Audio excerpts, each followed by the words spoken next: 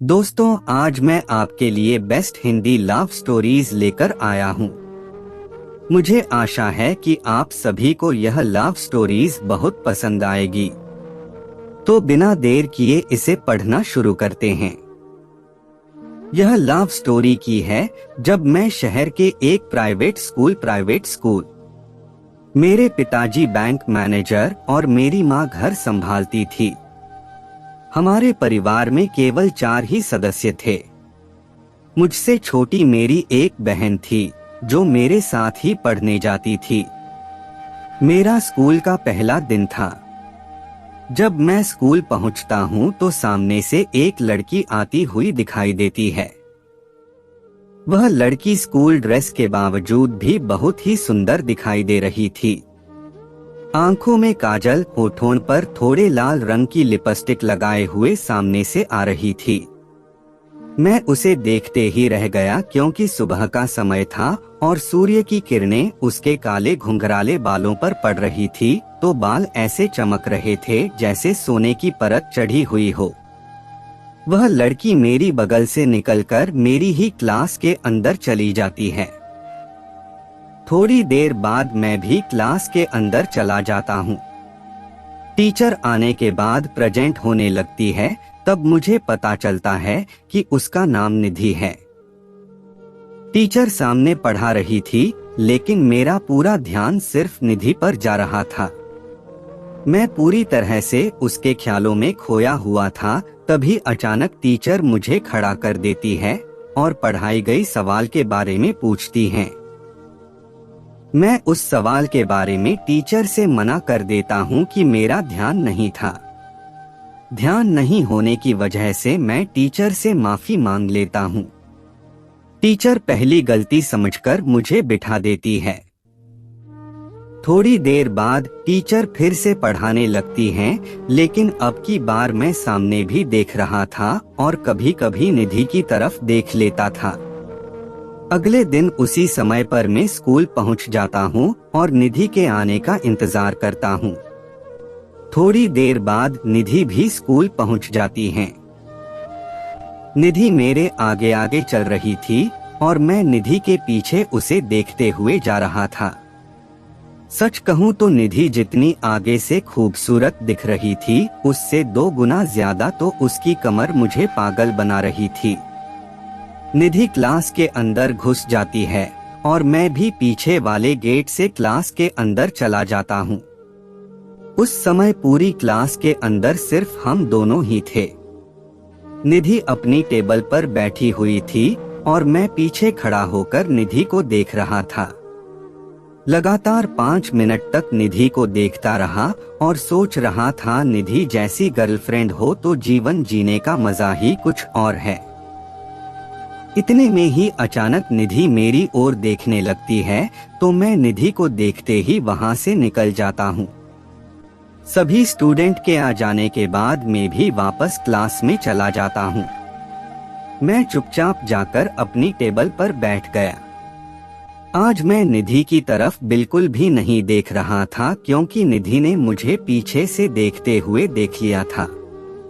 कुछ देर रुकने के बाद मुझसे रहा नहीं गया और मैं एक बार निधि की ओर देखता हूँ। मैंने देखा कि निधि पहले से ही मेरी तरफ देख रही थी। मैं चुपचाप नीचे गर्दन करके बैठा रहा। थोड़ी देर बैठे रहने के बाद मैंने सोचा, निधि से बचने के लिए पीछे वाली टेबल पर बैठना जरूरी है। मैं वहां से अपना बैग उठाकर पीछे वाली टेबल पर जाकर बैठ जाता हूँ। अब निधि आगे वाली टेबल पर बैठी हुई थी। पीछे बैठने से मुझे यह फायदा हुआ कि मैं निधि को आसानी से देख सकता हूँ। तब क्या था, रोजाना निधि को देखने के लिए पीछे वाली टेबल पर जाकर बैठने लग गया। टीचर सामने बोर्ड पर पढ़ाती थी और मैं लगातार निधि को देखता रहता था। कई दिन गुजर जाने के बाद लंच टाइम ने मुझे इशारे से बुलाया। मैं बिना सोचे समझे निधि के पास चला गया। तब निधि ने कहा, तुम पीछे वाली टेबल पर क्यों बैठते हो? तभी अचानक मेरे मुंह से निकल गया, तुम्हें देखने के लिए। इस पर निधि ने जवाब दिया, इतने दिन से लगातार देख रहे हो, क्या अब तक तुम्हारा मन नहीं भरा है? मैंने कहा, तुम जैसी लड़की को 24 घंटे लगातार देखने के बाद भी मन नहीं भरता है। इतना कहकर मैं वहां से चला जाता हूँ। निधि मुझे देखते ही रह जाती है। अगले दिन जब मैं पीछे वाली टेबल पर बैठने लगा तो निधि ने मेरा बैग उठाकर उसके बगल वाली टेबल पर रख दिया और बोली, आज से तुम यहाँ बैठेगो। मैंने कुछ नहीं कहा और निधि के पास वाली टेबल पर जाकर बैठ गया। पास पास बैठने की वजह से हम दोनों बातचीत करते रहते थे, जिसकी वजह से हमें कई बार प्रिंसिपल के पास जाना पड़ा। एक दिन मैंने निधि को प्रपोज करने की सोचा और हिम्मत जुटाकर निधि के पास चला जाता हूँ। निधि मेरे सामने स्कूल के कॉरिडोर में अकेली खड़ी हुई थी। मैं सीधे निधि से जाकर बोलता हूँ, आई लव यू निधि। इस पर निधि कोई जवाब नहीं देती है और वहां से चुपचाप चली जाती है। मैं 2-3 दिन तक बिल्कुल चुप रहता हूँ और निधि से दूर जाकर बैठने लग गए। तभी निधि मेरे पास आकर खड़ी हो जाती है और मुझसे सवाल करती है, तुम उस टेबल से उठकर क्यों आए हो? मैंने निधि से कहा, शायद तुम मेरी कल वाली बात से नाराज हो गई हो, इसलिए मैं वहां से उठकर आ गया। तब निधि ने मुझसे कहा, मैं तुम्हारे बारे में 2-3 दिन तक सोचने के बाद अपना फैसला सुनाऊंगी। तब मैंने कहा, इसमें सोचने की क्या बात है, मैं जो भी हूँ तुम्हारे सामने ही तो हूँ। निधि जवाब देती है, कुछ घर की परेशानी की वजह से सोचना जरूरी है, और वहां से जाकर अपनी टेबल पर बैठ जाती है। मैं भी थोड़ी देर बाद अपना बैग उठाकर निधि के पास वाली टेबल पर जाकर बैठ जाता हूँ। मैं और निधि बातचीत करते रहते हैं और उसे अपने प्यार के बारे में जवाब देने के लिए 5 दिन का समय देता हूँ।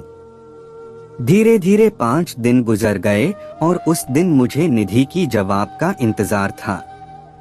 काफी देर इंतजार करने के बाद निधि मुझे कहीं भी दिखाई नहीं देती है। मैं पूरी तरह से निराश होकर क्लास के अंदर जा बैठा। तभी अचानक निधि क्लास के अंदर आती हैं और अपनी टेबल पर जाकर बैठ जाती हैं। मैं भी निधि के पास वाली टेबल पर ही बैठा था। थोड़ी देर बैठा रहने के बाद मैंने निधि से पूछा, क्या मैडम, अब तो जवाब दे दो। इस पर निधि अपने पैर से मेरे पैर की उंगली को दबा देती है। मैं समझ गया कि निधि भी मुझसे प्यार करती हैं। तब क्या था, मैं भी बैठा हुआ निधि से शरारत करने लग गया। लंच का समय हो गया, सब लोग बाहर चले गए। जैसे ही निधि उठकर जाने लगे तो मैंने निधि का हाथ पकड़कर उसे रोक लिया। तभी निधि अचानक मेरा हाथ छुड़ाकर मुझे एक थप्पड़ जड़ देती है और कहती है, मैं तुमसे प्यार नहीं करती हूँ। मैं पहले से ही किसी और से प्यार करती हूँ और थोड़े दिनों बाद मेरी शादी होने वाली है। इतना कहने के बाद वहां से चली जाती है। मैं पूरी तरह से मायूस होकर क्लास के अंदर जाकर बैठ जाता हूँ। मेरे अंदर जो प्यार का भूत सवार था वह पूरी तरह से उतर चुका था। निधि का प्यार नहीं मिलने की वजह से मैं स्कूल भी कम जाने लग गया और पढ़ाई भी कम करने लग गया। लगभग 1 महीने तक पूरी तरह से परेशान रहने के बाद मैंने सोचा, निधि जैसी खूबसूरत लड़की कहीं ना कहीं जरूर मिलेगी। उसे भूलने की कोशिश करता रहता हूँ।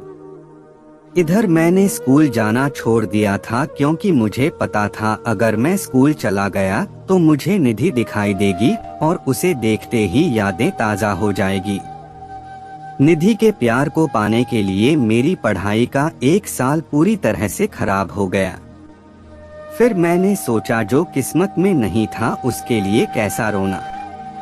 अगले वर्ष दूसरे स्कूल में प्रवेश ले लेता हूँ और वहाँ पर अच्छी तरह से पढ़ाई करता हूँ। इसके बाद मैंने कभी भी किसी लड़की को करीब से नहीं देखा। दोस्तों, यह थी मेरी अधूरी प्रेम कहानी। पसंद आई है तो कमेंट करके जरूर बताएं और अपने दोस्तों के साथ शेयर करना ना भूलें। इस प्रकार के Hindi love stories, school love story, प्रेम कहानियाँ, कॉलेज लव स्टोरीज आदि सुनने के लिए हमारे इस चैनल को सब्सक्राइब करें। साथ ही अपना कीमती समय निकालकर इस कहानी को सुनने के लिए आपका दिल से शुक्रिया। मिलते हैं फिर एक नई कहानी के साथ। तब तक के लिए आप जहां भी रहिए, खुश रहिए, मुस्कुराते रहिए। धन्यवाद। राधे राधे।